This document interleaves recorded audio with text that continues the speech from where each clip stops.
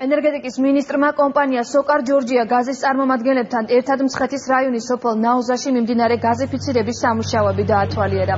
კომპანია სოფლის მიმართულებით 8254 მეტრის სიგრძის გაზსადენის მშენებლობას ახორციელებს, რომელიც სოფელ ნაუზაში მცხოვრებ 220 პოტენციურ აბონენტს ქსელში ჩართვის საშუალებას მისცემს.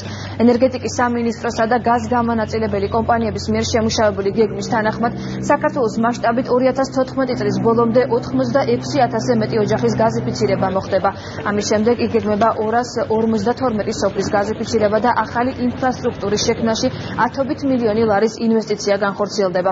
ამასთან გაზგამონაწილებელი კომპანიები მოსახლეობას ოჯახში ბუნებრივი არის შესაყვანად საჭირო თანხის რამდენიმე თვეზე გადანაწილებას თავაზობენ.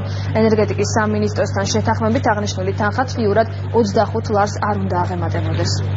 არის გაზიფიკაციის სამუშაოები სოფელ ნაუზაში, იგეგმება სადღაც დაახლოებით 300 აბონენტის გაზიფიცირება, მოგეხსენებათ ჩვენ 2014 წლის ბოლომდე გვაქვს დაგეგმილი, რომ მთელი საქართველოს მასშტაბით 86,000 აბონენტის გაზიფიცირება განხორციელდეს. ეს გეგმა არის გაწერილი ჩვენ სამინისტროს მიერ და სოკართან შეთანხმებით, ჩვეულებრივ რეჟიმში მიმდინარეობს. კომპანია სოკარ ჯორჯია გაზ სოკარმა უკვე შეასრულა ის ვალდებულებები, რაც საქართველოს წინაშე აიღო 2009 წელს გაზიფიცირების საკითხთან დაკავშირებით. ჩვენ 150,000 ახალი აბონენტისთვის უნდა გაგვეყვანა გაზი, თუმცა დღევანდელი მონაცემებით საქართველოს სხვადასხვა რეგიონში გაზი გავუყვანეთ 180,000 ოჯახს.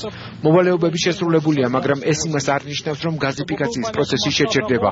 გაზიფიკაცია გრძელდება. დღეისთვის სამუშაოები მიმდინარეობს საქართველოს თითქმის ყველა რეგიონში.